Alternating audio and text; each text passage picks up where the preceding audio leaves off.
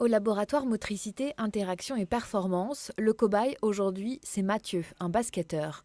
Les chercheurs s'intéressent à son activité musculaire. Et la première étape, c'est la pose de capteurs, 2 sur les muscles du mollet et 2 autres sur les quadriceps. Que je l'ai épilé et que j'ai frotté un petit peu sa peau avec de l'alcool, donc pour qu'on ait le meilleur signal possible. Et ensuite, là, on va donc installer le boîtier électromyographique et on aura directement sur l'ordinateur l'activité électrique de ces différents groupes musculaires. Cette application permet, en fonction des mouvements opérés par le corps, de déterminer les différences d'activation musculaire ainsi que leur intensité. Cette technique est en pleine expansion dans le monde sportif car elle permet d'affiner une préparation et surtout de cibler la performance. Il y a tel niveau d'activation maximal quand je vais faire un saut pour, par exemple, tirer.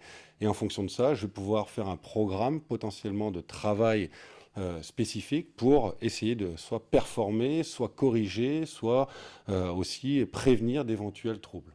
Mais cette méthode ne s'applique pas qu'aux activités sportives. Les hôpitaux et centres de rééducation se l'approprient également. Pour des personnes pathologiques, on sait qu'on observe une déficience de ces muscles-là, et donc on va les réentraîner pour remarcher correctement ou pour avoir moins mal au dos. Les travaux qui permettent une meilleure qualité de vie ou une meilleure éducation pour les patients pathologiques, les personnes âgées, se développent beaucoup.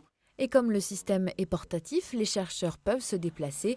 Ils étaient ainsi à l'entraînement du MSB cet été, mais ont aussi analysé les plongeons des gardiens de but pour différents clubs de foot de la région.